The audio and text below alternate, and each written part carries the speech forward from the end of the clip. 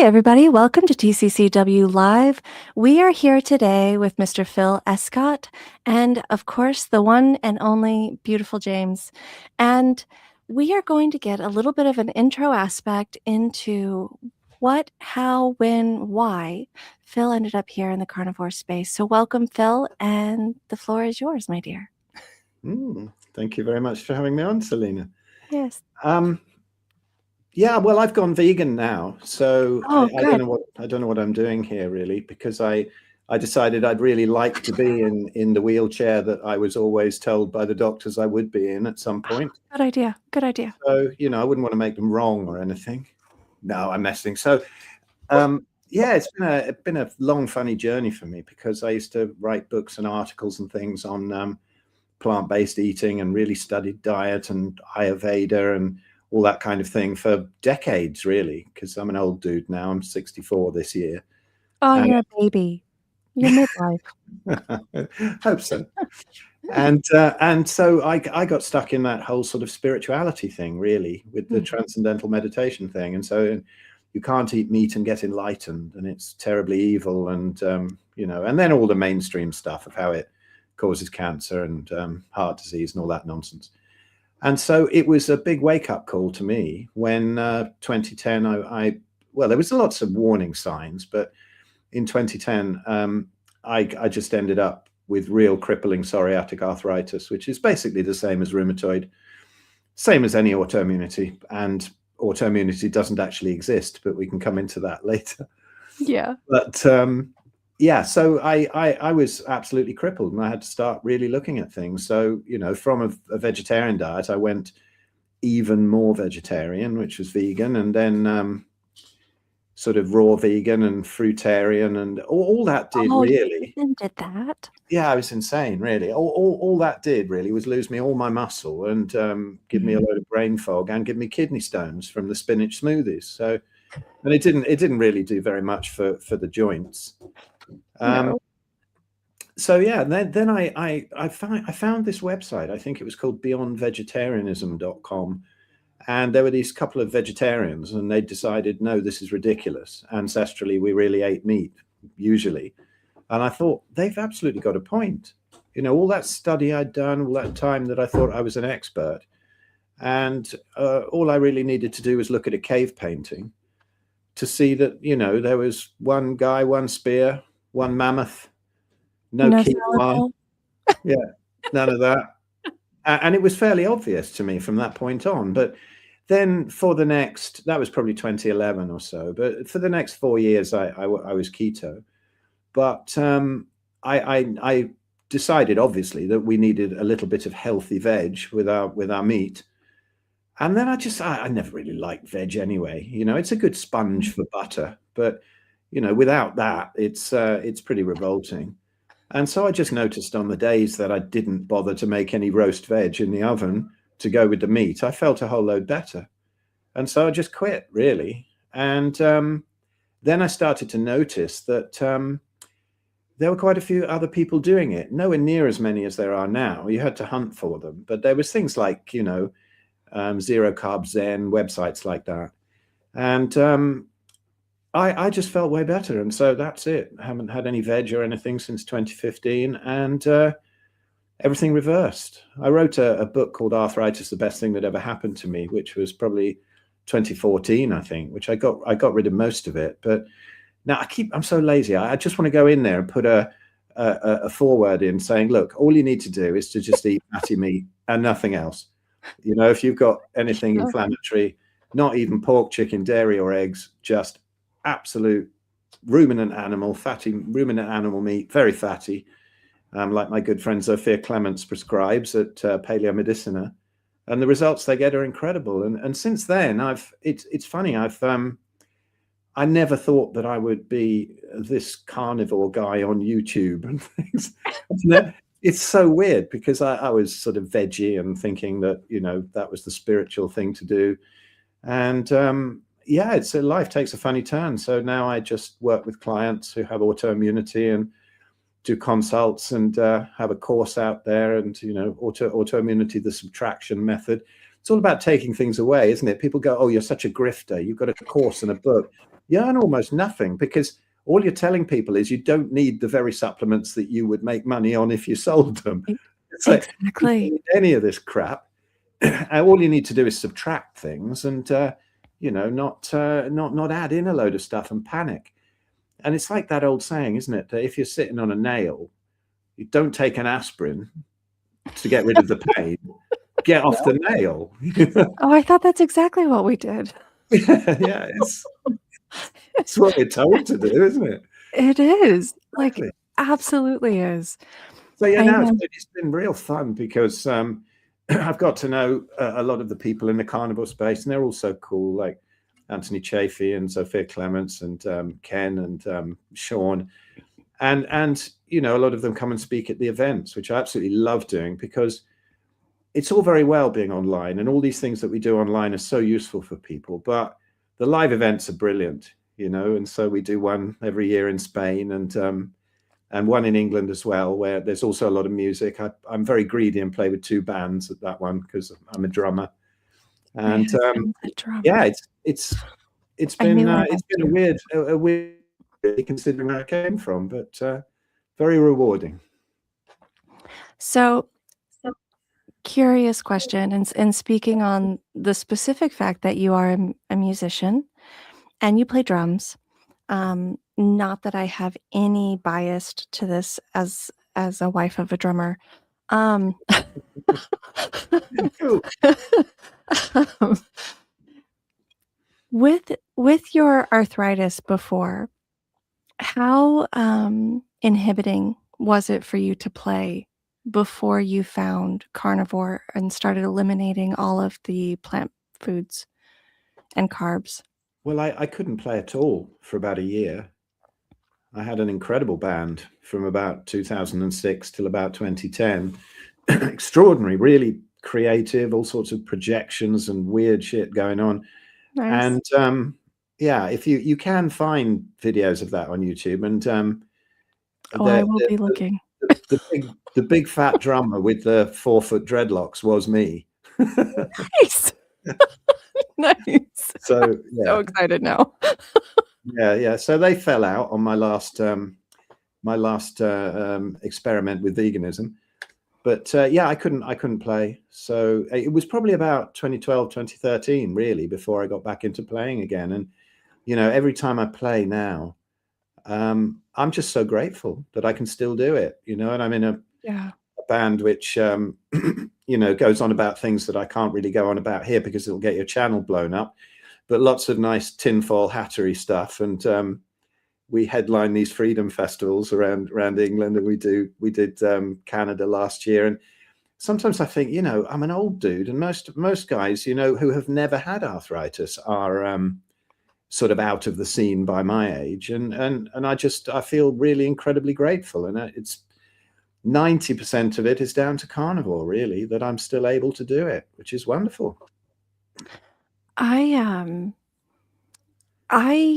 absolutely love the reality that you're putting into this whole perspective of the age aspect, because of the fact that it's like, okay, I'm gonna be 42 this year, and that for me, I'm like, I still, and I don't know that this will ever change, I still think like 25-year-old me, just with wisdom, you know? Like, nothing about my joy and my fun and my playfulness has aged beyond that. I've gained wisdom as how to navigate and maneuver through life better, but that part doesn't stop, and I think a lot of people, because of the physical ailments that end up bombarding the body, they allow that part of their own psychosis to die as well. Because they're in too much pain, and they're in, you know, they're suffering so much that they can't even allow themselves to experience the joy of life. And at 60 years old, as we know biologically, you have just peaked as a teenager. Just saying. Well, that's the thing is, Selena, you managed to get to 25. I don't think I got past about 10. I think I am still that juvenile. sometimes I think, I'm a dad of, kids, kids of 34 and 17 and 10. And I think I've got no, sometimes they call me dad and a daddy or whatever. And I think I'm not responsible enough to have kids. I never really grew up. And I think that's part of it. You just have to, the musicians, they never really grow up, do they really? They're I always don't think so. very No. juvenile. It's like I just started another band, and it's just like herding cats, trying to get them into a rehearsal studio at the same time, or Oh, to a yeah. gig, or to reply to anything. You just have to get used to musicians. This the real OMT says here in the chat, Phil, you should grow your dreads back, bro. Well, I didn't have a haircut between 1979 and 2011. But I think I've had my time really with that. I think dreads down the back and baldy bits up the top is not a good look. I'm not going to risk that. You can get away with it if you're a yogi high up in the Himalayas, but nah. Yeah. I think my dread days are over, sadly. Yeah, I kind of feel that way even as a woman. Like, as I'm getting older, the, like, hair down to my knees concept is just not quite just doesn't quite. I think it's brilliant if you have a full head of hair, which you do, and so I don't. So there's nothing I can do about that. I started to notice it when my daughter, who's now 17, and she was like 3 or whatever in 2011, and I had these big Congos down the back. She could swing on them, but then if she grabbed one at the front, started to hurt, and I thought something's going wrong here. So it was a bit thin, had to come off. But it was definitely that last bout of veganism that got rid of them. And some people have managed to grow hair back to a certain extent on carnivore, but sadly not me. But pretty much everything else has sorted itself out, which is great. There's just more room for the tinfoil hat. That's exactly. Right. I think the opposite, though. I mean, I think a lot of people in this space, we claim the tinfoil hat, but in reality, it's the other way around. I think the mainstream is wearing the tinfoil hat, in a sense. Yeah, well, they say the difference between, a conspiracy theory and the truth is about 6 months. Mm. Yeah, so much is coming out at the moment, but I don't want to get your channel pulled.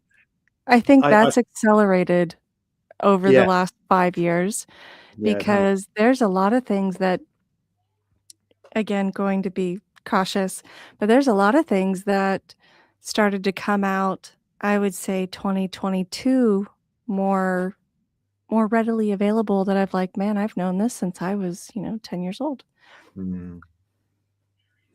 Depends on who you know. Yeah. It's the best way.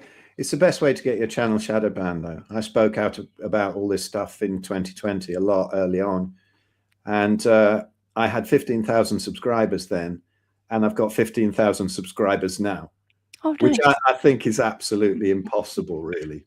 With the content I put out. But I think a lot more people actually see it, because it's funny. I go to these festivals, and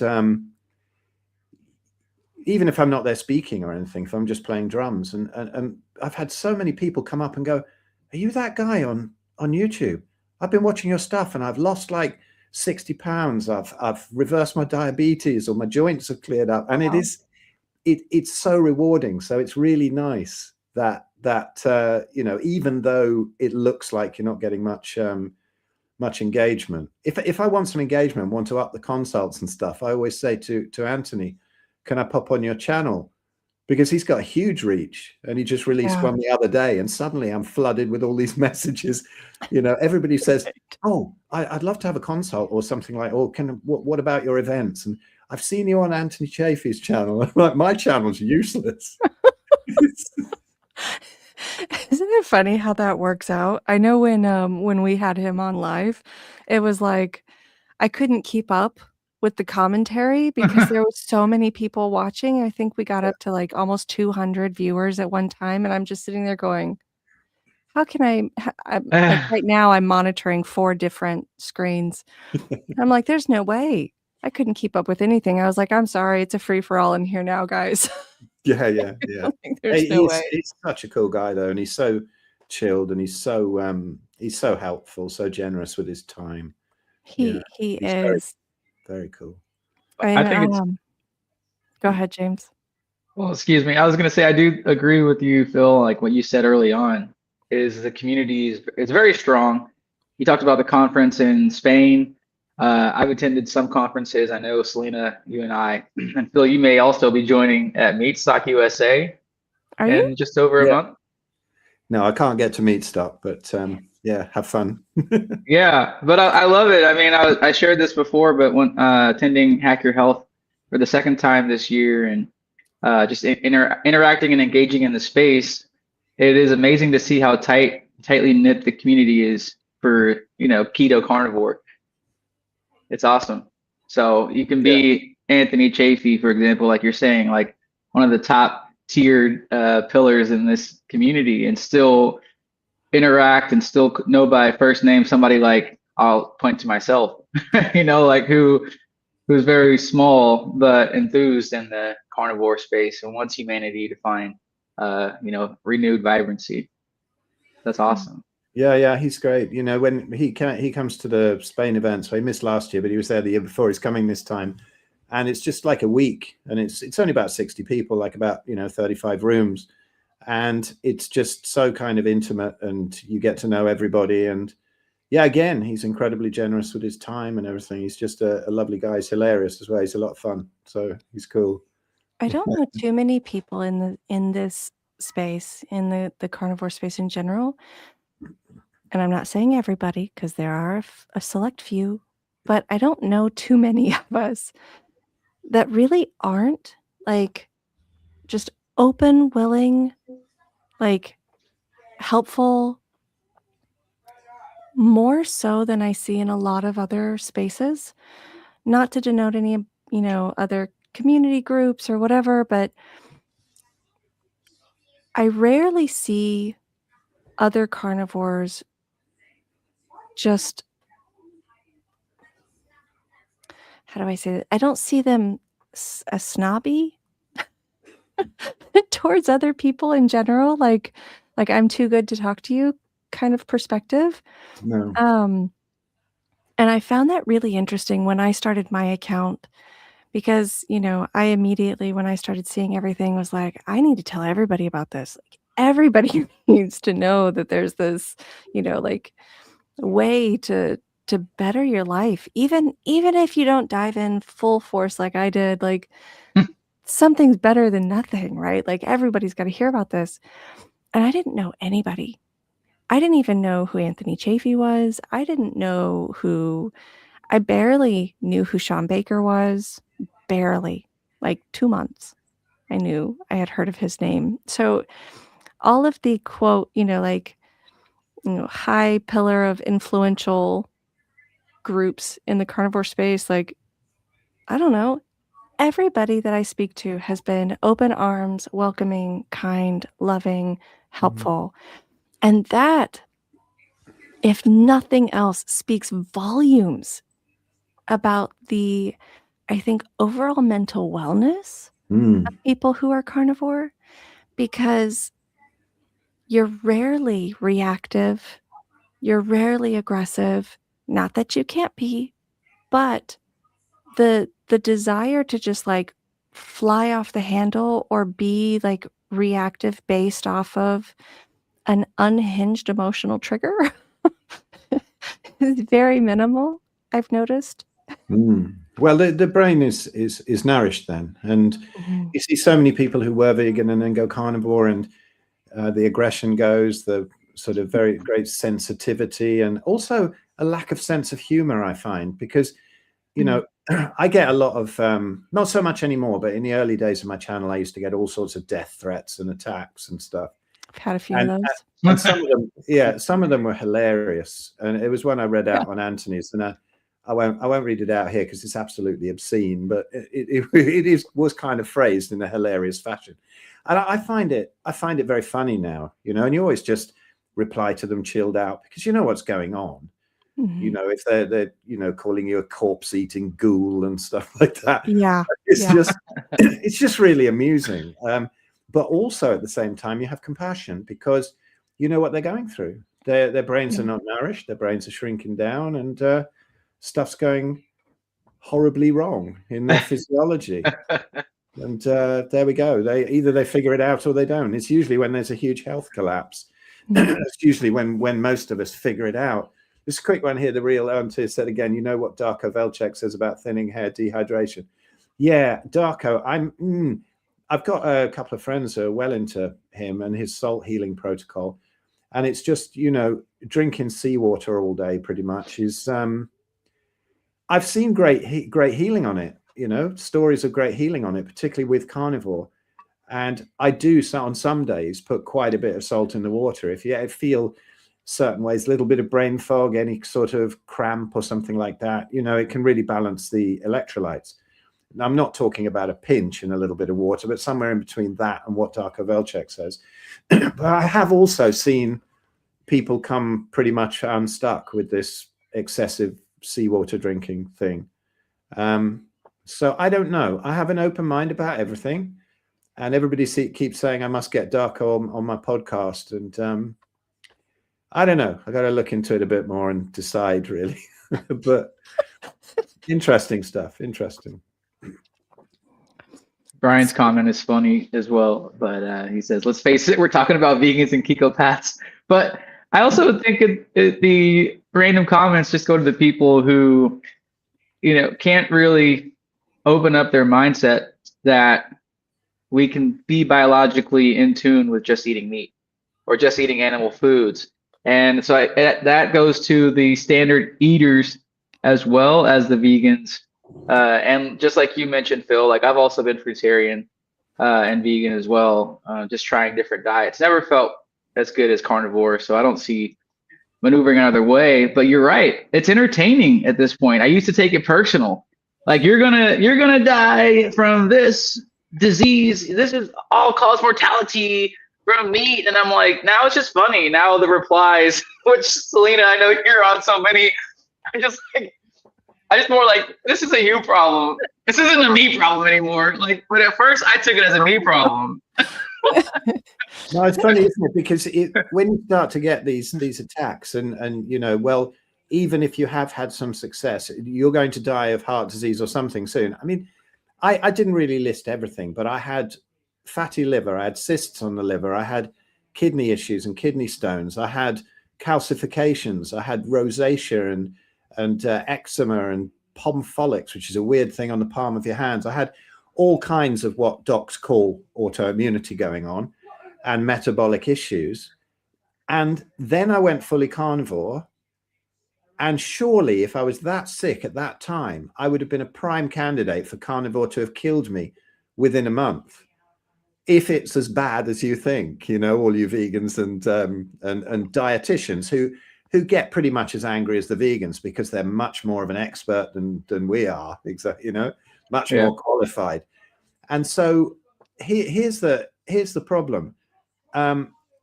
They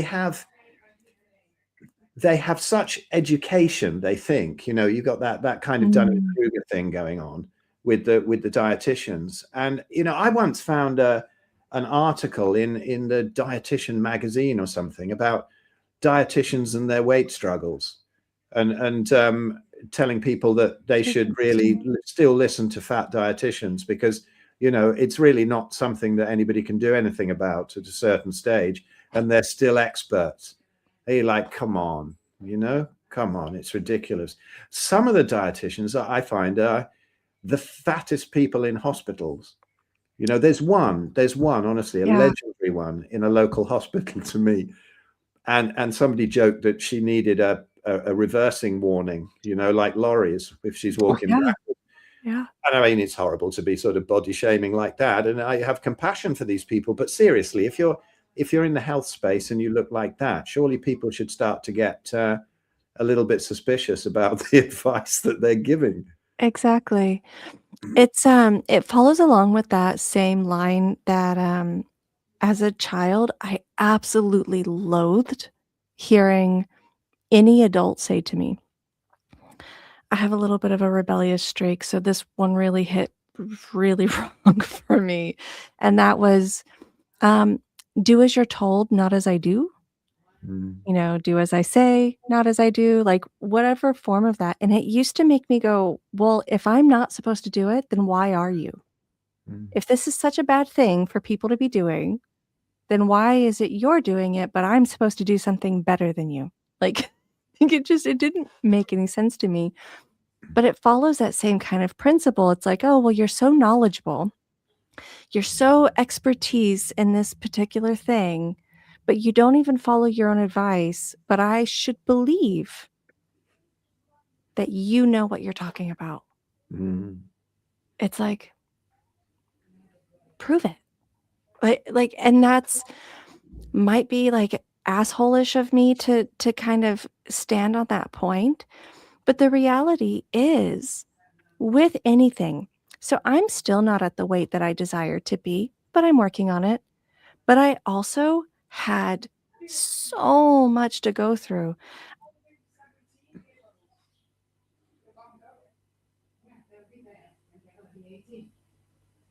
Oh, Selena's frozen. Yeah, she froze. Well, while she comes back, I was going to share the same point as when I was growing up. I'd hear something that also stuck with me, which didn't really sit well, which is, especially in high school, as you grow up, you're going to start buying clothes that are going to be larger and larger because that's what happens when you get older. So, like, I'm going to get this for you for next year because you're going to be larger, especially when you go to college. And Wow. And these things happened as well, but we're also being trained in the family. I'll speak to my own family that getting heavier is normal and that eating the improper foods and getting heavier is part of aging. And she'll probably come back in a second, but it's very interesting, I'm sure, with you and so many other carnivores, is that now I'm, wearing clothes that I used to wear so many years ago that I may still have, or I've had to purchase new clothes that are back in the realm. I had to change all my jeans for sure. Oh yeah. Yeah.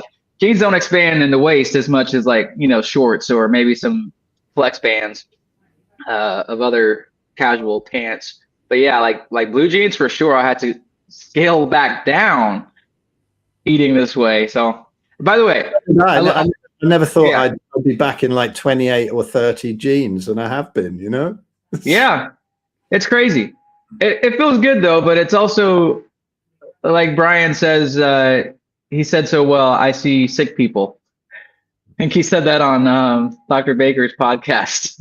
Like what's one of the bad or negatives of the carnivore diet? And he says, I see sick people. And it's true.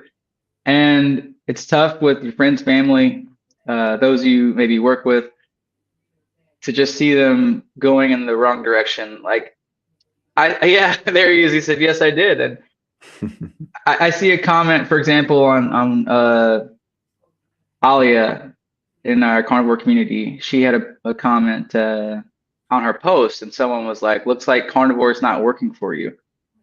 And I replied to this random person, just a hater for no reason. And it's like, you don't know where she is right now on her journey. You can't judge where people are right now on their journey unless you know where they came from. And that's the part about seeing sick people, is if you can see where they are now from where they came from and they're getting worse, that's where it's tough. But to see so many people like now, and if you're not at your ideal weight, your goal weight, like Selena mentioned, okay, that's fair and fine. But I jumped on this person quickly because this person was looking at a human who is healing quickly, as you said, Phil, and to see where she came from, to see where she is now, it's like, absolutely carnivore is working. You can't argue that. That's one interesting thing, though. But yeah, I've got a video on my channel called "Why Do All Carnivores Look Like Shit?" Because this is what the vegans always say, and I say, well, if you do or if you don't, always take into account somebody's starting point. I was a proper mess, and so who would you listen to? Would you listen to somebody who was like 200 pounds overweight, and then suddenly they've lost all that, but they got some loose skin? or some guy with a channel, you know, taking all the protein powders and stuff, and they're late teens or early 20s with abs. I'm going to listen to the guy who doesn't look so good with a bit of loose skin, right? Because he's obviously done something that's been huge for his physiology. And just a real quick one here. I know who this is. I know that it's Mark Tracy, right? That I know who's in the chat now. I think that's really interesting with the salt healing protocol, healing your inguinal hernia. I wish I'd known that before I had a mesh put in that they told me would be inert, and it was another con from the medical system back in about 2012. So yeah, if I'd have known about that, I think again, open-minded. But yeah, you've popped back in, Selena. You were abducted by aliens. I was 100%. Was the alien is about to turn 4 this month. Aha. That's the right. alien decided that I didn't need internet, so. There we go. Well, yes. we were continuing where you left off, which is you had growing up, you were told do as you're told, not as I do. So we were just continuing through that conversation. Thank you. I know I can always count on you, James. Yeah. And then we just got through some, but yeah, as we were talking about like the progression of carnivore, it's not about where we are today. Phil said he mentioned something similar in a post, which is like it's the progression over time. Wherever you started and where are you now? And that's the power. So yeah, it's not, we can never judge someone in the moment. Like where were you? What ailments? What were your, you know, negatives? Where are you not winning? That's how I always like to phrase it. Yeah, absolutely. Where are you winning now? Yeah. Yeah, it's funny because you know, people go sort of 4 years into carnivore. I think I got this guy popped up, which prompted that video, you know, about why do all carnivores look like shit. And I had this guy really attacking me and saying, you know, how you look awful and you're just bald old man. And I say, yeah, I am. But you know, look at how I was a few years before. And what do you think actually caused the fact that I am not now absolutely ripped with a full head of hair and exactly how you want to see me? Would that be 35 years of plant-based eating, or would it be the last 4 years of carnivore where I've got rid of a load of metabolic and autoimmune issues? I think that's important to look at, you know? Exactly. That was, I know somebody had kind of come after me a while ago. It's been a while, about my weight. And they were like, oh, you know, well, you're still overweight. And I'm like, yeah, but I'm 112 pounds less than I was. Exactly. Yeah. Like, do you not see? So that perspective, I always remind myself, just from my own experience, that when I meet people and I see people and I go through everything, it's like, I don't know what their story is. And if you don't know somebody's story, you can't place a perspective of how far they've come. And I don't know, I'm really hung up on the fact that this guy was saying all carnivores look awful. I mean, I hardly meet a carnivore that isn't glowing in some fashion. Oh, it's what they want to see, isn't it? Because they're vegan and they have to think like that. Otherwise, it would not. The whole world would blow up, really, which it will do at some point, obviously. But they don't want to let go of it, so they have to have all that emotional attachment to it, which isn't logical at all. But it's also very sad, I think, with people holding on to their illnesses because of the brainwashing of the medical system. Yeah. Oh yeah. And this was brought home to me recently, which I've been talking about quite a bit recently, but I think it's worth mentioning because I've probably been thrown out of every single arthritis Facebook group on Facebook, even the healing naturally ones, for daring to suggest that you can possibly heal it naturally. And so, you know, I used to go around them and sort of comment, try and help people out, but 90% of it is just attacks. And so I gave it up, and I made a video probably 6 years ago, I think, about, you know, how rheumatoid arthritis Facebook groups stop you healing. and started up my own one. And then somebody tagged me last month sometime in this group, which is called Rheumatoid Arthritis Support or something. There's 90,000 people in there. And somebody had tagged me going, oh, you should have a word with Phil Escott. And I thought, oh, no, am I going to get involved in this? And I thought, well, all right, it won't be long before I'm thrown out. But apparently the admins seem to be bots on this and you don't get thrown out, even though loads of people called for me to be thrown out for my dangerous misinformation. But this went on, and I probably spent a good 2 or 3 days in there. I can't help answering people, and I was being very chilled through the whole thing, and lots and lots of attacks, even if it cured my joints, then I'm just going to get a heart attack, and all of this sort of stuff. And my doctor tells me this, and you're just a grifter because you're selling books. And I said, I haven't mentioned my book. You've Googled me. You found my book. And you think that I make money on it, right? That one on Amazon, good month, $200. Great. Yeah, that's great with a family of 4, isn't it? Yeah. Yeah, brilliant. I'm only in it for the money. And then I even tagged, I think, well, I put a video up of either one of Anthony's things, or I think it was Anthony's thing, and then one of Mary Ruddock's, great friend of mine. She's just amazing. Anybody look up my channel, look at her talk in Spain from last year. I put it up last week. It's genius. Anyway, so Mary Ruddock, who lives with all these indigenous tribes, and put that up, say, what do we eat in the wild? Anyway, I got you'll be hard pressed. Sorry? I said you'd be hard pressed to be vegan, that's for sure. Yeah, exactly. And so the next comment was, well, not only are you selling books, but now you've linked to one of your friends' channels. How much of a kickback do you get for that? I'm like, eh? They won't even know I've done it. I said to Anthony, you remember when you sent me a load of money last week, for when I linked to it? He went, no. He went, no. And I said, no, neither do I. And I said, so I even said in the group, right, anybody in this group can have my course, my book for free. I'll send it to you. I'm not in here to make money at all, just to tell you that this really does work.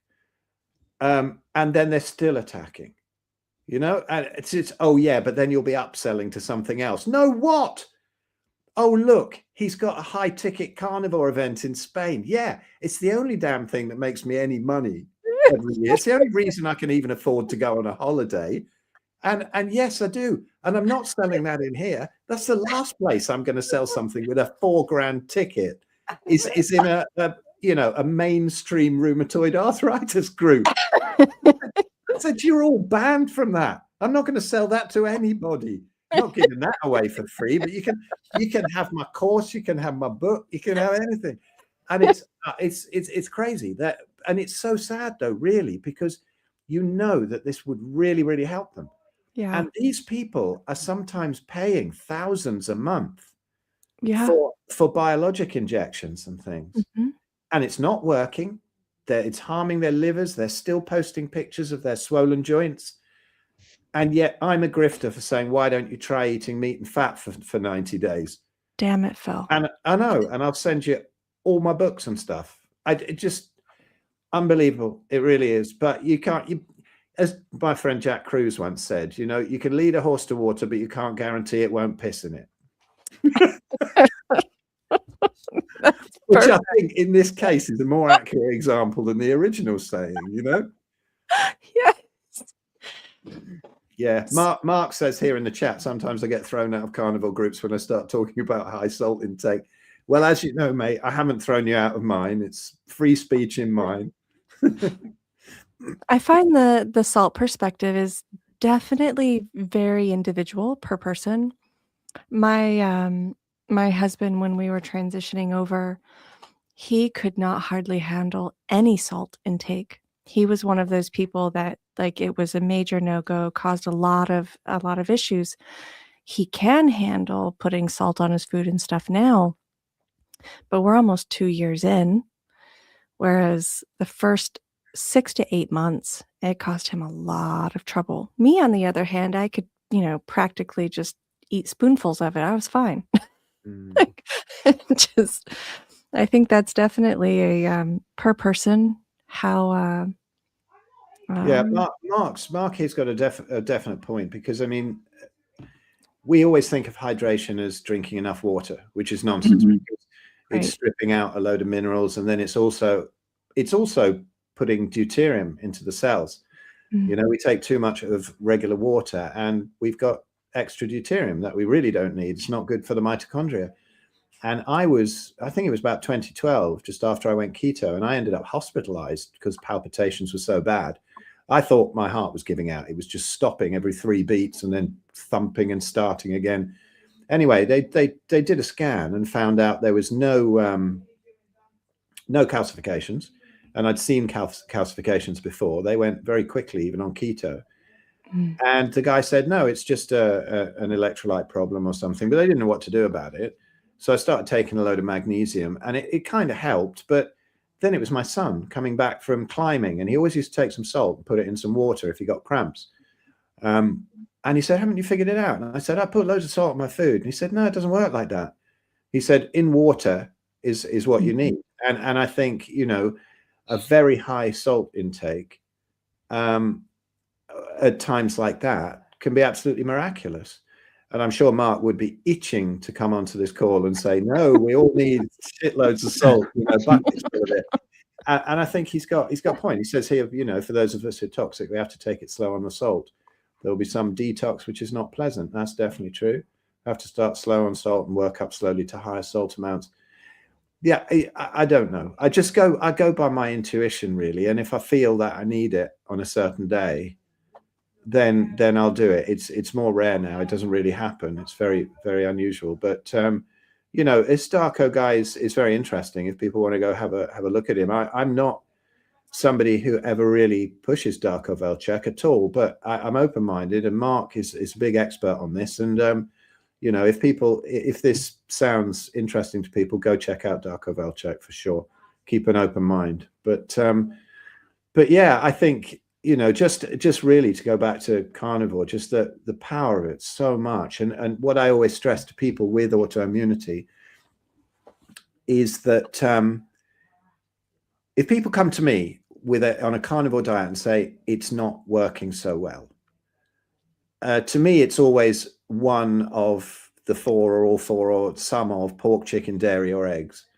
I mean, mm, this gets me into terrible trouble as well, because like I have an interview with my friend Sophia Clements where we go really deep into dairy and autoimmunity, and at Paleomedicina there, where they're even reversing things like glioblastomas. I mean, her right. work is incredible, and she puts dairy up with grains and seed oils as evil, and raw dairy. This gets people very angry. The raw dairy people are almost as bad as the vegans. And, you know, I put a Yeah. little video up. We were wandering around with Sophia in the Peak District a couple of years ago at the PHC conference. And she happened to mention she thinks raw dairy is worse than pasteurized. And I thought, right, I'm just going to Really? stop and do a little quick video. And we just mucked about with that and just came to some stupid conclusions. But I did a proper podcast with her about it later. And her thoughts are that there are higher growth factors, because the growth factors are also untouched, although Yeah, the I could see lactase that. is there to help digest the lactose. So, you know, if you have raw dairy, a lot of people don't get the issues immediately, but the growth factors down the line can cause unusual cell replication. And so that can lead to cancer, for example. Mm, And people get very angry about that, because, you know, if you come off a regular diet, like Anthony Chaffee says, you know, if people go into these raw milk diets and things, in comparison to what? If they come from a regular diet and then they go into raw milk or something, yes, they're going to have an awful lot of benefits, yeah, just like some people do when they do the ridiculous juicing, you know, at least short term, because it's sure. basically a fast. But Yeah. if you compare, what I would like to see is a whole load of people on a raw milk diet compared to somebody on a PKD diet. You know, their Paleomedicina's Paleolithic ketogenic diet, which is basically, it's very simple, really. It's 2/3 fat to 2/3 lean meat to 1/3 fat by sight on the plate. So I make it up with tallow if your steak's not fatty enough, or your ground beef or something. And that has been an incredible sweet spot. if anyone's out there struggling with autoimmunity, to go to that is like night and day from even a regular carnivore diet. The sort of carnivore diet that, as long as it's real low in carbs, will blow up diabetes within a couple of months, type 2. Right. But with autoimmunity, it's a little bit more complicated. But, I keep saying this word autoimmunity, but I'd love to also say that I don't think there's such a thing. Mm-hmm. The body does not attack itself. It's not that stupid. Right. It doesn't get confused and start, so the doctors are obviously, they just don't know. They go, oh, well, it just attacks itself. Obviously that's rubbish, because they need to think that it's incurable to be able to sell these powerful meds, because they're basically, aren't they? They're just corner boys, aren't they? They're drug dealers for the That is not what I think of when you say corner boys, but okay. yeah, I know what you mean. Yeah, well, that's more the elite's territory, isn't it? But we better not get into that. Yeah. But yeah, the guys selling their little bags of smack on the corner and stuff, and they're basically that for the biggest drug cartel in the world, which is the pharmaceutical industry. Yeah. So they mean well, but they are horribly mistaken about autoimmunity. And it was funny because in Spain, not last year, but the year before, at the beginning of my talk, I was saying that I really don't think there's any such thing. And it doesn't even make sense to me, this molecular mimicry, where they say the body gets confused because the gut's leaky. So the proteins get through, like all the glutens, stuff like that. And then the body sees a similar molecular section, molecular makeup of a certain tissue in the body, and starts attacking it. That doesn't make any sense to me either. I believe that the body's clearing out toxins from those certain areas, and then when the gut's not leaky, the toxins are not getting in anymore. But Anthony then did his talk after me, and he made a really important point, and I think this is absolutely crucial for anybody who has got this to understand. When the symptoms die down, the gut's healed, the toxins are out, the body still has antibodies against those particular proteins and toxins. Yet there's no symptoms. The body doesn't carry on attacking the joints or the thyroid. And that is so important, I think, that people would understand that there is no such thing as autoimmunity. Right. So any thoughts on type 1 diabetes? Yes. I believe if you catch it early, and paleomedicine have shown this, if you catch it really early in childhood or whenever it starts, it can be completely reversed. But obviously there is an issue when, the body that doesn't have enough beta cells to produce this insulin. But people with type 1, at the very least, they seem to be able to reduce their insulin massively when they go onto carnivore. And, it's horrible to see in all these groups, whether it's type 1 or type 2, you have to keep your carbs up, and you have to, complex carbs, and you have to do this and that. So, if you have to inject a load of insulin to balance up the carbs, why not just stop eating the fucking carbs? I'm sorry. Right? It's insane, isn't it? It's absolutely insane. It is. But they have, paleomedicine have had some great results with type 1. Well, I got to say, jumping a little bit 5 minutes back or so, I've been never too urgent on these Facebook groups to get kicked out. But I agree. People start questioning very much. I'm in like low carb for autism, low carb for diabetes. So this is to designate not carnivore. So saying carnivore and saying meat only, saying cut carbs triggers people. I'm like, this is a low carb group. Why wouldn't you consider? Well, the replies are, do you actually have this? Are you autistic? Do you have diabetes? Like, what are you saying? I love it. So, but also, it's the other thing they say, isn't it? They said it to me. Oh, you obviously never had it. Yeah. Have you ever even had rheumatoid arthritis? Or sorry, you're just lying. You don't know anything about it. You're like, really? Okay. I used to have to get on in my early like discussion before even like creating my carnivore social media sites, just in my in-person circles, and I would have to like prove that I had cancer, because they were like, no way, bullshit, Like you didn't. There's no way it healed that way. And if it wasn't that, then it wasn't your diet change, it was a miracle by God.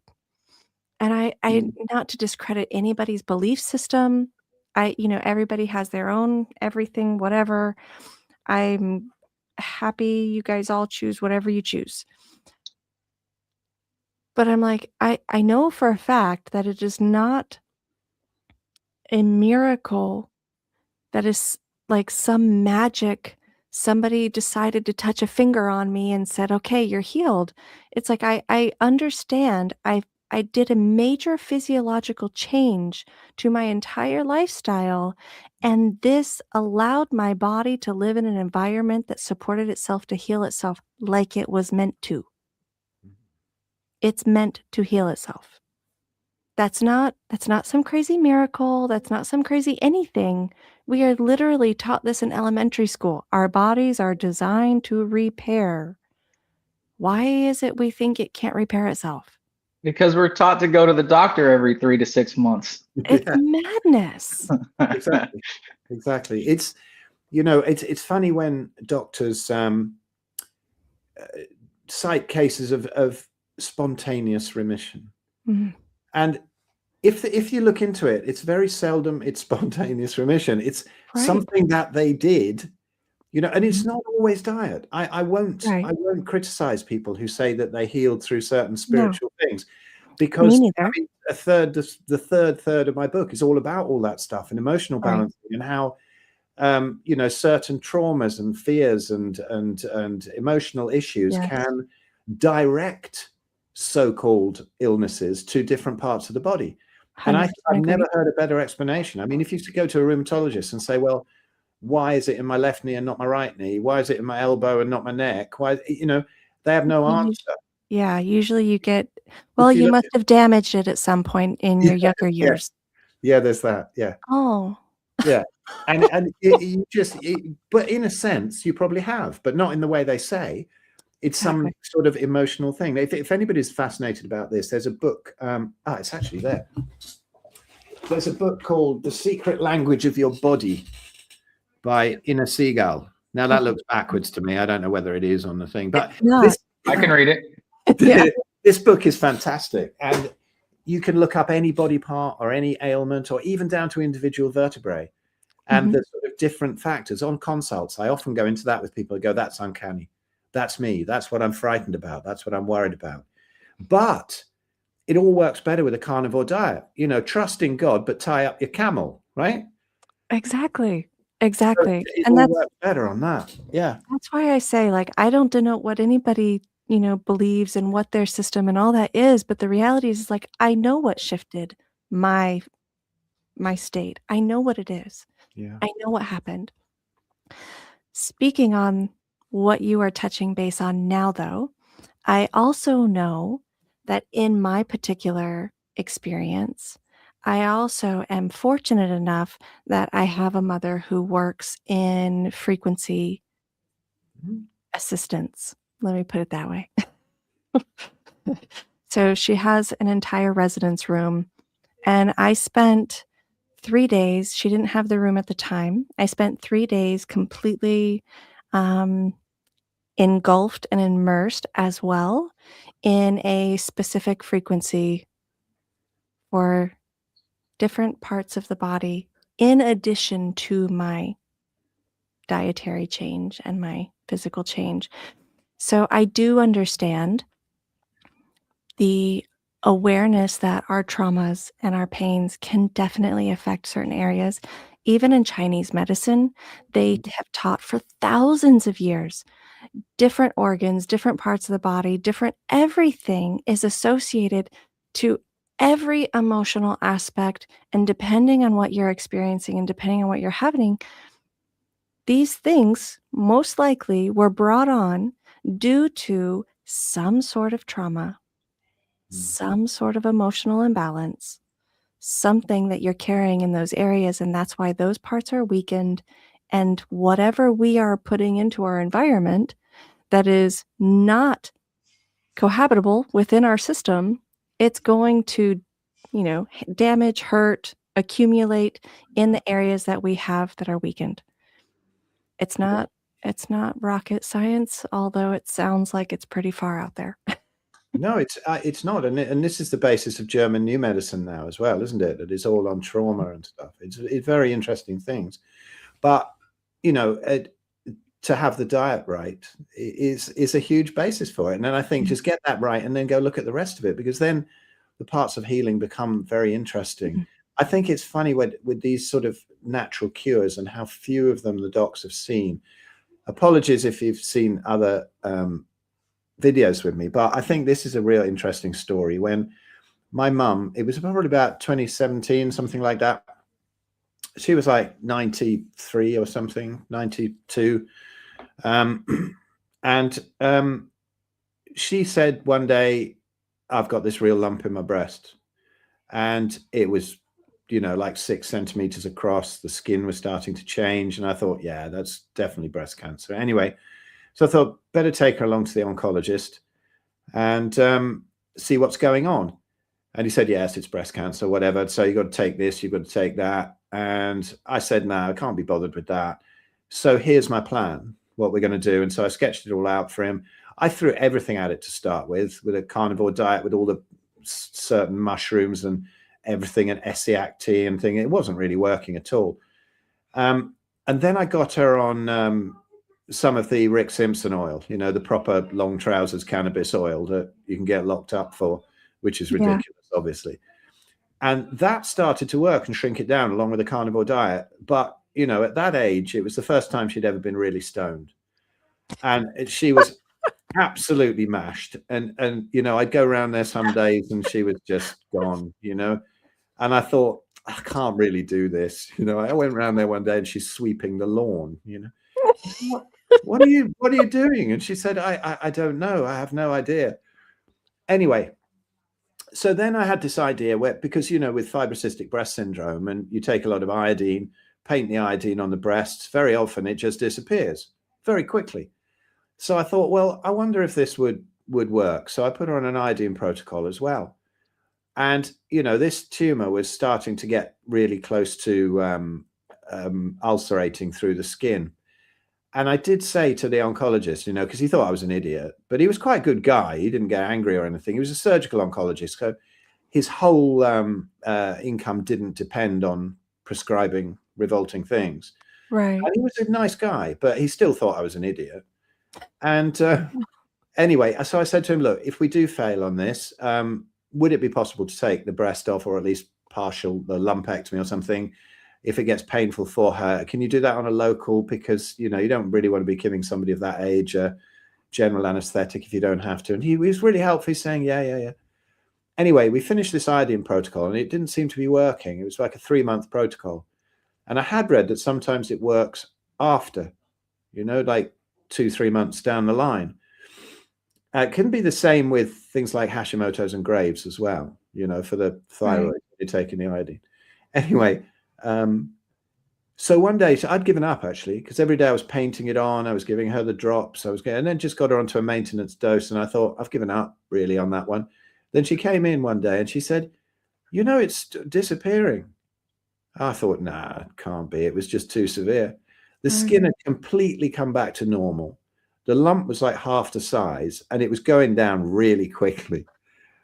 And That's so awesome. I took her back to the oncologist. And I didn't say a word. He must have thought, right, he's coming back in.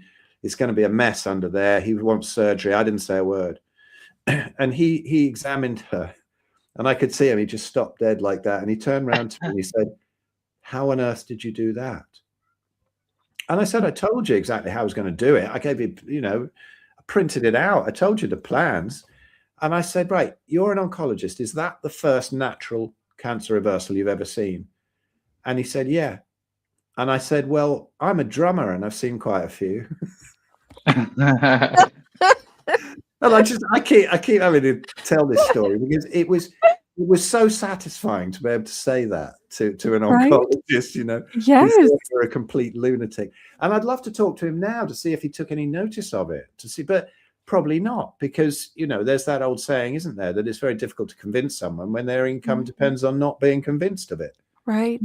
Or They they're don't want being to. They don't want to know. When Yeah. I was really, but almost completely healed, I got this appointment with a rheumatologist. Came up again. I decided I wasn't going to have anything to do with them, but this appointment came up for a checkup or something. So I thought, I'll go back and show off. And I was the only one who could jump around in the waiting room. They were all there with their limbs bandaged up and on sticks and, eating biscuits out of their handbags and stuff. And I went in to see him and he got really angry. He didn't want to know, No, they he was don't. actually foaming at the mouth. And I had to say, when you foam at the mouth like that, it can be a sign of heart disease. And he got really angry and started shouting loads. Even the nurse was going, whoa, like that. And I just left and I've never been back since. It was a waste of time going there. Furious he was. He was just shouting, it's going to get into your heart and into your lungs. And then, just go, and then you're going to get a malignancy. And then maybe if you give them the stuff that you give them, Right? that's what you're seeing all the time, not me. Well, my endocrinologist, when I refused treatment with him and I wasn't going to go the route that he wanted me to go, he ended up calling DSS on me because I I heard you was say at that on harm. Fox. Yeah, And I was like, are you maybe. freaking crazy? And I think more than anything else, it was because his ego was wounded that I thought I knew better than he did. That's it. That is all. Yeah.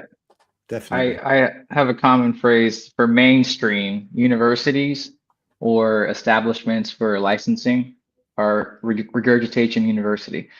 Yeah. It And really that's really is. what it is. And so people are unknowingly learning incorrect or false information, and then only trained to regurgitate, not to think critically. So Phil, you show up. Here's an example of proof, natural healing. Selena, you did it yourself. Here's proof, and people don't want to hear it at all. Yeah, they know that they're going to have to give up their big house and cars and everything if that happens. It's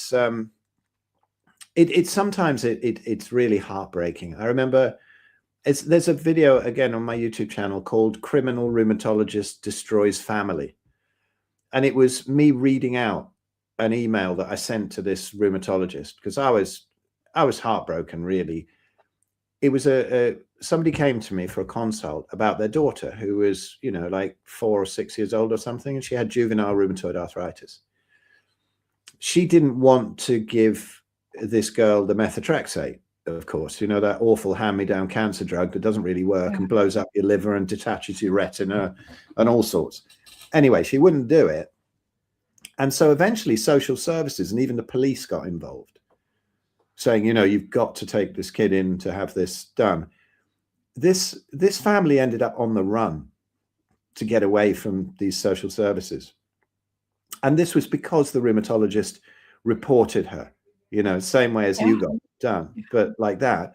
But with the kids, they take it very seriously. And it's like kids with cancer. And if you don't go through the treatment, they come and nick the kid, and it's horrific, absolutely horrific what they do. And, it did just absolutely destroy the family. She ended up on the run, absolutely broke. And, and this was all down to this rheumatologist. And I thought, I had his email address. I know he read it. Obviously, he never replied.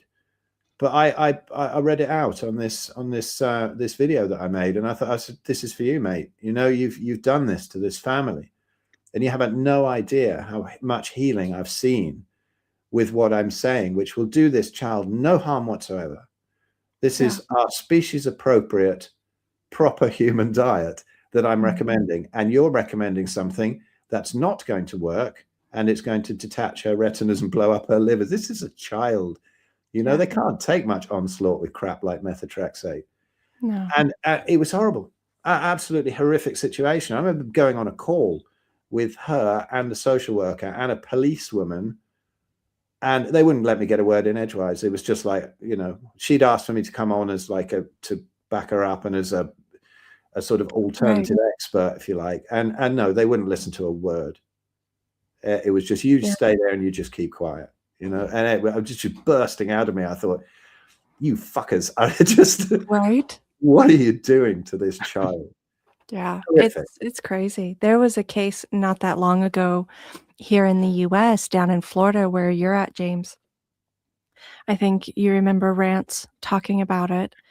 Um, a a young teenage boy, I think he not excessively young, he was, what, 14 or 15, I think? But same sort of scenario, not with rheumatoid arthritis. It was an extreme cancer, and I can't remember off the top of my head what it was. But the parents wanted to go an alternative route. They didn't wanna put him through all of the chemo and radiation, and the boy himself was requesting this particular route that the parents were advocating for him, and the hospitals and doctors that, had been kind of looking at his case decided that they were mistreating him, and it was considered child neglect. They went after the parents, they arrested the parents, they took the teenage boy, and they put him through the treatments without consent. It's Arrested his parents. it's unbelievable, isn't it? But the thing is, they get away with it because there are a whole load of alternative treatments out there that are absolute rubbish. Agreed. And there are a whole load of snake oil salesmen. And so Yeah. it's like you see in the Facebook groups, when they decide they're going to heal naturally, what's the first thing they think of?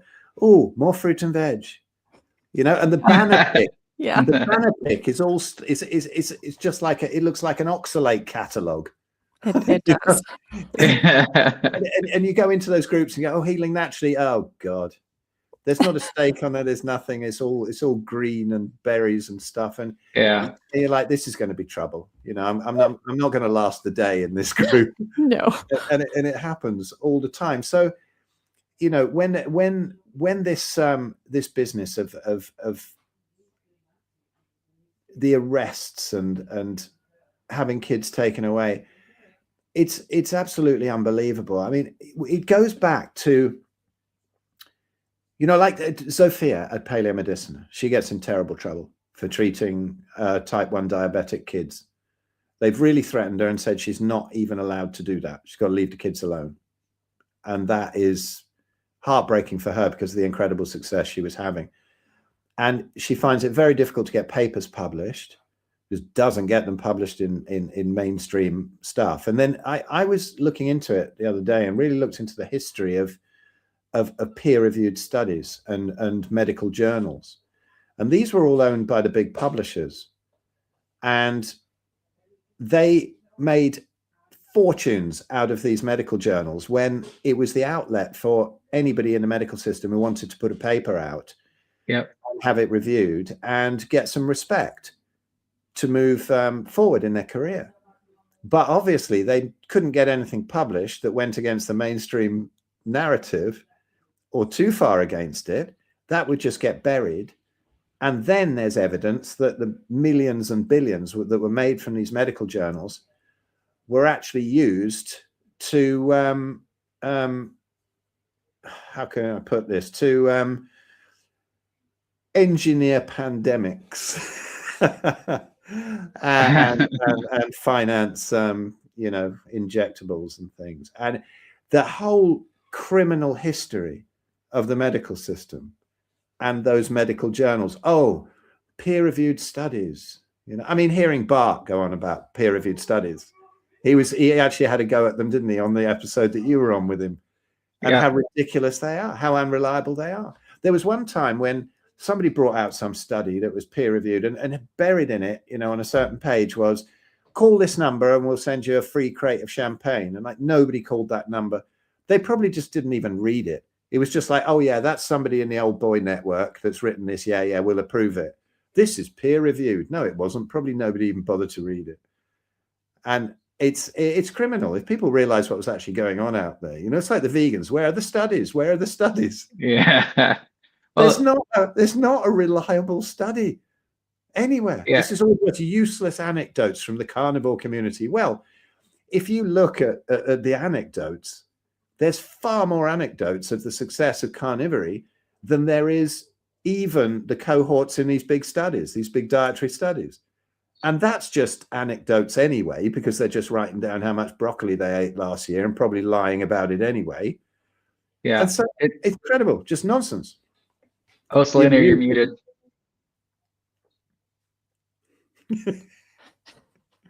Sorry. I said exactly. And how many of them are just like checked box census forms? They're not even like, here, mail this back in. Hey, we've got, 5,000 people have told us that blah, blah, blah. And based off these results, it's like, well, really? Did you actually test anything? Did you actually look at anything? Did these people even come in? Like, no, you just asked them, did you eat a hamburger? Oh, it's the red meat. Yeah. What? Along with the fries and the shake. Yeah, when they pretend, that's exactly it. When they pretend that meat causes cancer and heart disease in these studies, which is it's actually even twisted there. Yeah. But their idea of meat is, pepperoni pizza or KFC or something, isn't it? It's insane. Yeah. It makes like no sense. One thing that really opened my husband's eyes when I was trying to like explain this to him and kind of like, you have to really watch, even with these studies and these research papers and all of this stuff, how valid is the study itself? And he was like, well, they're done by doctors. And I'm like, babe, I'm telling you, you actually have to read it. You actually have to go through and read all of that horrendous fine print. And half the time, they will actually contradict themselves in their own studies if you read them. Yeah. More often than you would be surprised. And there was one that he was looking at and he was like, well, they said, the carnivore diet could hinder, and it was this particular issue that we were both like hyper studying at the time. And I'm like, did you read that? And he was like, well, no. And so I went on and I read the whole thing and I screenshotted all these different parts of it. And I said, here, they didn't even do the study. This person has published a research paper off of researching somebody else's research paper. Yeah. It's not even a real research paper. Like, they didn't even do any research. I had a friend approach me the other day, a good friend. He's also healthy. He says, look, I know you're eating meat, but just to let you know, I saw this recent study that came out and it shows that, eating lots of red meat causes cancer. He was very serious.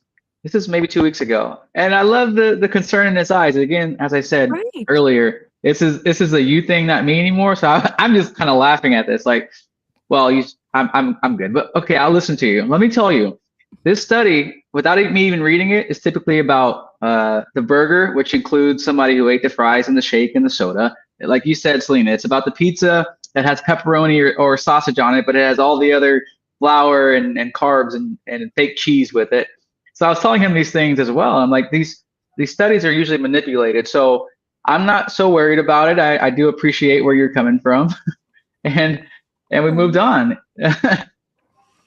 Well, when I say to people who are hung up in these studies and diet gurus and that kind of thing, I say really to find out about diet, I think people should study 3 things, which is anthropology and plant toxins and deuterium. And you study those 3, even maybe without the deuterium thing, but it does explain a hell of a lot. If you know about plant toxins, well, you make up your own mind. 98% or something of the plants on the planet will kill you or give you a visit to the hospital or serious gastric issues. Yeah. And then we're told that the other 1 or 2% are healthy. It's basic botany. These have defense chemicals. Anybody who hasn't seen Anthony's plants are trying to kill you video, check it out. It's these are toxic. They really are. And people go, oh, well, you do, if you've got the right gut bacteria, these oxalates don't matter. And, it's just nonsense. I tell you, the pain of kidney stones. I can't tell you. It's horrendous. Unbelievable. I would give birth to smoothies. Have you had them too, Selena? Yes. Oh my gosh. So I was vegan vegetarian for a long portion of my life. We all seem to do dumb things in our younger years. And at this point, I had been vegan for probably about 6 years straight, grew up mostly vegetarian quite a bit. And I'm at work. Fortunately, my dad happened to come by. When he came by, realized I was not in the shop. I used to help run like an art gallery. And I was 17, 18. I think I was almost 18. Realized I wasn't in the shop. He went looking. There was about 5 shops that were kind of all within this building. He went looking to see if I had, like, gone to one of the other units to talk to somebody or whatever. He's like, "The shop's wide open. What's going on?" Nobody knew where I was. He decides to burst into the women's bathroom. I was passed out cold on the women's bathroom floor. I was in so much pain that I actually passed out. I have an extremely high pain tolerance. He rushes me to the hospital, and of course, they find I have kidney stones that I'm unable to pass. So they had to surgically remove them. I never in all of my life have experienced so much pain, and I have given birth to 2 children, and the first one completely natural in every sense of the medical term of no medication at all. I would do that again 100-fold. I've heard this. I'm glad you said that, because 2 nurses who have been through both have said that to me. Mhm. And, when I was in for the kidney stones, and people don't believe it. They Yeah. say, "Oh, you're just a guy. You don't have much pain tolerance." And like, no, it's unbelievable. And Mhm. I remember the last time I had one. It was 2022. This is 8 years after I had any oxalates. And I had Sally Norton on my podcast, and I was talking to her about it. Who wrote Toxic Superfoods and is Yeah. really up on all the oxalates. And she was saying, yeah, it can take decades to get rid of these things. They're awful. They get so stuck in the tissues.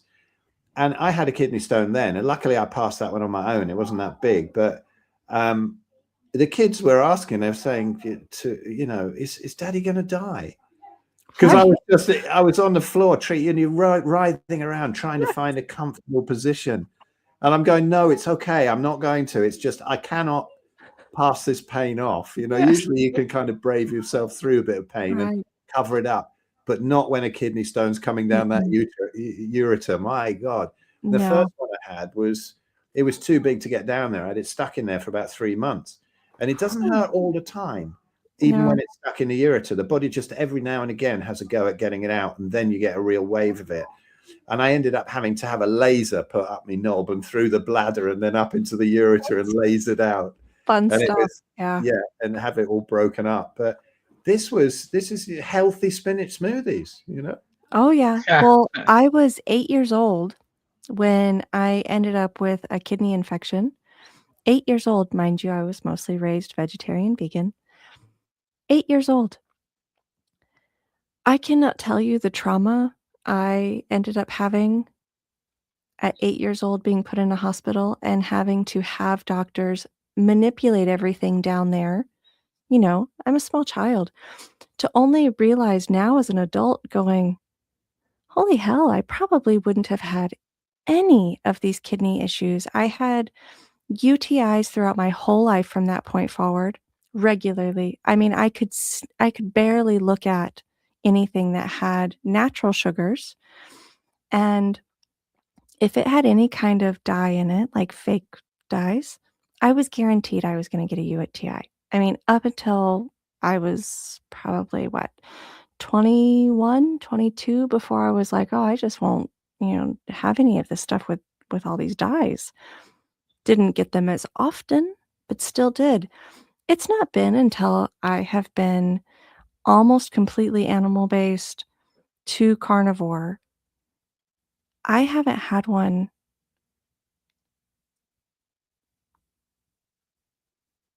since at least 2018, and I used to get a UTI, like, twice a year at least, Hmm.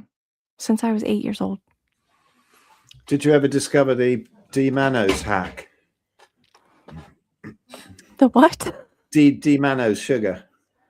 No. It's a sugar that doesn't really get metabolized, and you know, I found out about it first for my mum when she had one, and you find these sort of forums of people with repeating UTIs, and the more they get the antibiotics for it, the more it comes back again afterwards, and it goes on and on.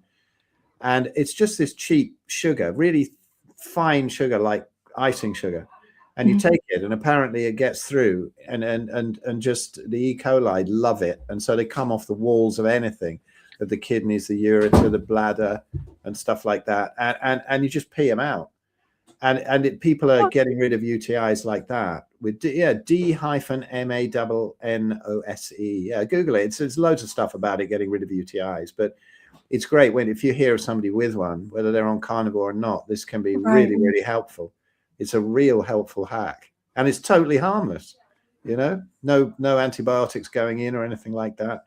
But yeah, once things are balanced out on carnivore, you probably sort all that out anyway. You know, that's good news. I haven't had one. Same with I used to get cold sores all the time.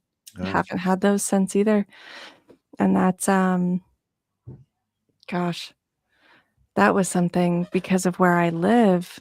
I would end up in high stress situations just because of my environment. Anytime my skin would get overheated, I was really, really prone to potentially end up with like a cold sore or fever blister.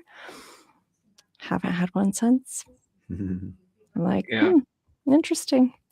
It's great, isn't it? The things that disappear.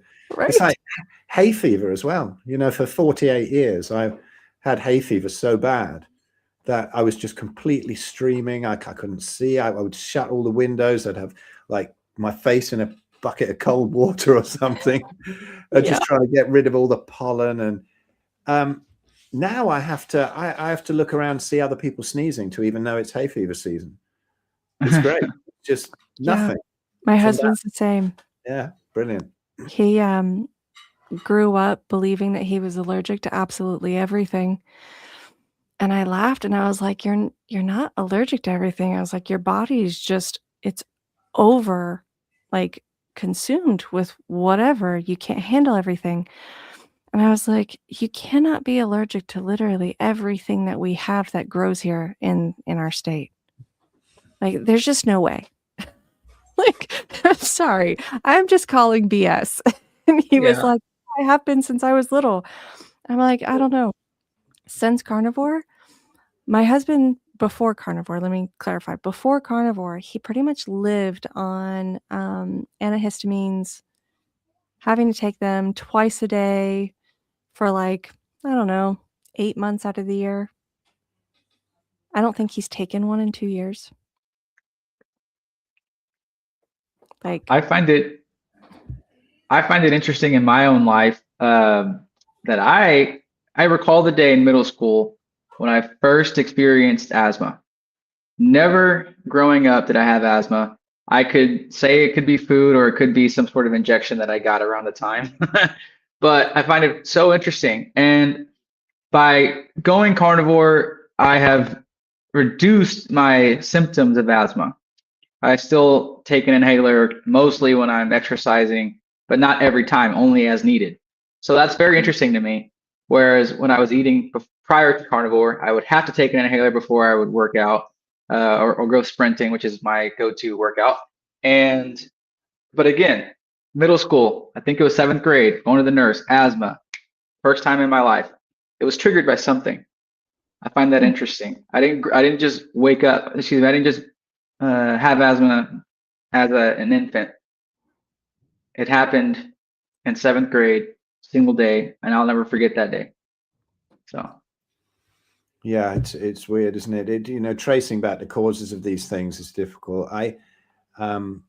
My youngest, who is 10 now, we'd kind of learned a lot more, but we still got conned into a cesarean. And I don't think we needed one. And so I think the two mistakes there, probably apart from being born under horrendous artificial light, was, you know, not getting seeded with the correct microbes in the birth canal, which people are waking up to now.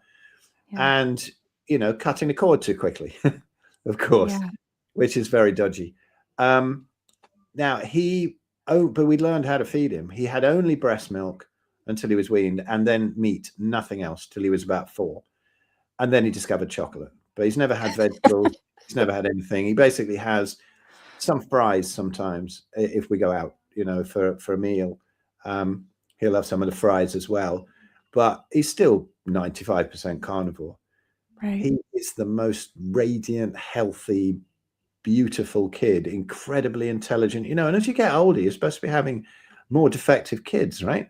I'm an old dad. I'm kind of the age of the grandparents at his school. And yet he is, the sort of athleticism and suppleness of him. And he's also hilarious and really chilled. He doesn't have tantrums. He does nothing like that. But he did have eczema and asthma, which very often go together. It's, in kids, similar process, isn't it, really? And when we would sometimes put like a peeled apple quartered into his lunchbox just so that the dinner ladies didn't call the police, that it was just meat. Right. And if he did eat it, he would come, even a quarter of an apple, he'd come back with like weeping eczema on his cheeks. Yeah. And it was that quick, just with that fiber. He could eat chocolate, nothing would happen. But he'd eat that. And now, even now, incredibly fit and healthy. But if he eats past a certain amount of fries, the next day he can't breathe very well. And the asthma comes back. So it's like the chocolate doesn't do it. The fries do it. It's a fiber thing, I reckon, as well as the plant toxins in there. And I found that, when I was really sick, really inflamed, before I learned how to eat really properly, if I ate some dark chocolate or something, which is probably also contributing to my kidney stones, as I know now, but it had no effect on the joints. It had no effect on the joints. But if I ate something with some fiber in it, like broccoli or a sweet potato or something, that would be a flare straight away. And this is what people consider extremely healthy, right? So Yeah, it was interesting to see that with my son, because he's had nothing, he's had nothing at all, really. Except for a little bit of apple and a little bit of chocolate, a little bit of fries. And that will affect him. As soon as he's on full meat, he's superhuman, boy. that's how my almost 4-year-old is. So he was breastfed for 2 years. I was considered a geriatric mother, by the way, during my pregnancy at Brilliant. 38 years old. And made me laugh when they came in and told me that. I remember thinking, well, where's my walker? I'm done now. Like, are you kidding me? But breastfed for 2 years straight, nothing really else. He's now mostly raw carnivore for the most part. He Cool. only eats raw eggs. He will not eat cooked meat. So he'll only eat, cooked ground beef, raw, or he'll only eat raw ground beef, raw steak. James, I got him to eat an omelet yesterday. It was something Oh, cooked. wow. It was like, not that I have to have him eat cooked food, but it was just like, at least there's an option. There's something he can Yeah. 'Cause he's very particular, Yes, he is. as I've learned. My little one is on the spectrum. We also ended up with a cesarean. We had an emergency C-section. His heart rate ended up jumping over 260, and so they were like, he's got to come out. So we ended up with a C-section, and there were a lot of things. Oh, hi. Hello. Hi. Have you eaten all your broccoli today, Peter? Yeah, it's healthy. Love it. And What else have you had? Spinach smoothie. nice. Healthiest one. That's the health. Is that your favorite spinach smoothie? Yeah. I should make one day, just so that you can taste how No. revolting it Oh is. man, I want kidney stones. it's not worth it, Right? right? Up on it all. Yeah, no, you do not. Smart. One won't give you kidney stones, but I'm still not trying it. no, I wouldn't force that on you at all. I do force you to eat meat, don't I? Mostly. My 4-year-old, he will look at you and I'll be like, "Do you want this?" He's like, "No, I don't like that actually." And then he'll go eat a half a pound of it. So you're just like, "Really? You don't actually?" Really? Yes, Selena's kid has raw meat. Mhm. Yeah. Yeah. He's I was worried at first because I couldn't get him to eat any meat for a long time. And I was like, "What am I gonna do?" You know, like, "How am I gonna do this?" But I was cooking everything. Mhm. And one day I set some steaks out on the counter. I was letting them rest for an hour, you know, get to room temperature, and I was getting them all prepped for dinner. And I turned around from the counter and I went to the other side of the kitchen. I was getting something else out of the cabinet. And when I turned around, he had that whole ribeye in his mouth, raw, with just some salt sprinkled on top of it. And he was just going to town. And I'm telling you, people think it sounds so stupid, but tears about fell out of my eyes because I was just like, okay, all right, finally, we can Yeah. do this. But before that, I was kind of in a bit of a panic because I didn't know how I was gonna get him to eat anything. I couldn't get him to eat anything. It was like, "All right, we're gonna, you know, mix this up." The only thing I could get him to eat regularly was I would make, I had, Levels protein powder and eggs, and I would make waffles with eggs and Levels protein powder, and that was, like, the most I could get him to eat for, like, the longest time, and I was kind of in a panic mode, but now we're good. We are good. He drinks about 4 to 5 raw eggs. He calls it his, raw egg smoothie, eggnog smoothie. He Mhm. drinks those about every morning, and then he's got his ground beef for his steak, and, um, we don't tell him he can't have other things, like, if he's wanting potatoes, we avoid fruit at all costs because, he does not have a good response to it. Anytime he has fruit, he goes from being no symptoms, being able to regulate himself. He can have a couple bites, like 2 orange slices, couple slices of apple, and within an hour, um, everything that he does not portray happens. He starts going into extreme bouts of emotional dysregulation. To the point that he will even start to like hit his head on the wall. He'll start to hit himself a lot. Just can't seem to process with the sugars. So It's it's amazing how little does it, isn't it? Do you remember when yeah, you used to eat some apple, Peter? I was just saying earlier on, you come back with this eczema on your cheeks and stuff. Yeah. It was crazy. But there's a video I did, and it's on my channel. It's called "Carnivore Kids Dying of Malnutrition." Was it the video where you were eating mint? Yeah. Well, Amelia was eating a cheeseburger, wasn't she? And you were eating what you used to call steak with a spoon, which was just basically ground beef, you know. I love But it was must have been like 4 or 5 years ago now that I put it up, and I put that title up purposely to get the vegans on there going, right. look, excellent. And they did. Quite a few of them shared it. Some of them tweeted it, and then they actually watched it, and you could see these videos coming down because they'd completely gone with the title. You know, they thought, thank Right. God, you know, now there's some guy destroying his kids with carnivore diet. But it was fascinating seeing them share it. But it's a sweet vid when they were a lot younger, and it's him and his sister just sitting there eating meat and chatting about Yeah. being carnivore. I'll have to go take a look so Augie can see it. He'll be like, "Look, they're like me." Right. Yes, everywhere we go, sadly, we went on a date yesterday. He asked me out on a date yesterday. So we went and had breakfast and we got a cheese omelet out at the restaurant and we're eating and the guy is like of course looking at him as we're standing at the counter to order and sweet little like family owned restaurant here and I'm like looking and I'm like, "Oh man, what is there?" And I'm like, "The only thing we can order is an omelet." Literally.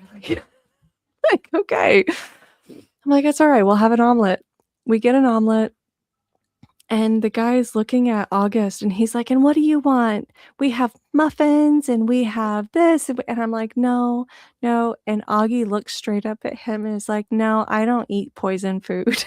Nice. Of course, the guy's eyes are like this big. Like, what? We don't have poison food. And Augie's like, "Yeah, I don't eat poison food." So, It's funny, isn't it? They assume that kids have a different sort of physiology. People always yeah, ask, is it all right to feed your kids carnivore? Well, are they human children? right? No, Mhm. they simply eat exactly the same as the adults. It's funny. Right. But my kids have been aware of it quite a bit. I remember with my daughter, when she was younger than Peter now, it was probably 10 years ago or more. And she went to one of these birthday parties, and it was one of those indoor play areas, with the ball ponds and slides and stuff like that. And then they had lunch, they do all the pizza and the ice Yeah. cream and all the crap. And Amelia didn't really eat it. And then as soon after, there was this massive argument with loads of kids, and there was tantrums, and it looked like a kind of a bar brawl. It was that bad, Yeah. and they were sort of screaming and fighting. And Amelia was just standing next to me, and it calmed down a bit. She just looked up at me and went, "Sugar." Mhm. I thought that was hilarious because she was actually thinking that while she was looking at them. It is. It's wild. It's absolutely amazing to see. And like he knows the difference now. He's getting to that point where he's being more observant that, he sees in the shows, or like he'll watch a cartoon or something and, they're like all so excited to go to the ice cream store, or they're all so excited and he's like, "Mommy, I want ice cream." And I'm like, "Well, we'll make you some carnivore ice cream." Mhm. Okay. Okay. Is carnivore ice cream the same as their ice cream? So it's like he's starting because, I mean, he's just about to turn 4, so it's not like he's also fairly sheltered. We're home a lot. We don't go out a lot. And I'm like, "Well, no, it's not the same as their ice cream, but it's much better for you." Okay. Okay. Their ice cream's not made for Augie. And I'm like, "No, baby. It's not made for Augie." Yeah. But My sister-in-law is she's worried that her oldest son, who's about 5 now, has ADHD or developed ADHD. And my husband is talking to his sister, and it's like, I actually notice all these changes in demeanor and responses are after high carb, high glycemic foods. And then, hours later, he'll taper back down. And then immediately all the tantrums are after the food. So it's interesting. You tried to point it out. I try not to cross boundaries, so I don't say it directly to her, but I'm saying the same thing to Kyle. I'm like, literally it's the starchy breakfast and the starchy lunch and the candy snacks. Like we're stopping on our walks and hikes to eat literally just little bags of sugar, basically in the form of a gummy candies, and then wondering why the tantrums are happening, and that 10 minutes later we have to stop because kid won't behave. It's like it's not ADHD, it's really tied to the food. You see that pattern recognition if you Mhm. choose to look at it. Yeah, Yeah. I totally. think so many people think it's so normal though, because it's like, well, this is just what happens. This is just how it is. This is just how kids are. And it's like, well, mine just are harder. And it's like, not really. Not really. I mean, it Hmm. doesn't have to be this way. Yeah. It doesn't. Well, guys, I am going to have to close this down, and move along. Speaking of our children, because I am pretty sure mine is decided to completely declothe and run around the house naked. So we are now going to have to go wrangle a feral child. But I have enjoyed this conversation immensely, and I am so grateful that you came on, Phil, amongst all of the timing errors and everything. No, it worked out great. Even got a bit of daylight. Now I'm having to put some horrible Yeah. light on because it's going dark here in England. But yeah, thank you very much for having me on. And yeah, I hope it might have inspired some people. And Thank people you. on my channel, please follow Selena's. And Oh, thank you. for people on, so I put the Yeah. link underneath on my channel. And please, come along to one of our live events. Maybe you can find that at the philescott.com, and please come along. We've got some great ones, the one in England, the one in Spain. Have a look at the event page. It's amazing speakers, and let's all meet up, and have it's so nice to actually meet up. I mean, hugging is one of the ancestral disconnects, that they Yes. try and take away from us, and this is really nice too. So come along to live Absolutely. events and support all the other channels, support Selena's channel, and James has got this channel here too. Please, I'm going to have to put the link up to that as well. We're just throwing links out everywhere. Yeah, absolutely. Yeah, cool. Agreed. Well, nice to meet you, Phil. I definitely You heard too. your story over the years, so pleasure to engage with you here, and then hopefully see you in person soon, sometime. Yeah, that would be great. Thank you, Awesome. guys. All right. Well, for everyone watching, thank you so much for hanging in there and listening to us jabber on. And until next time.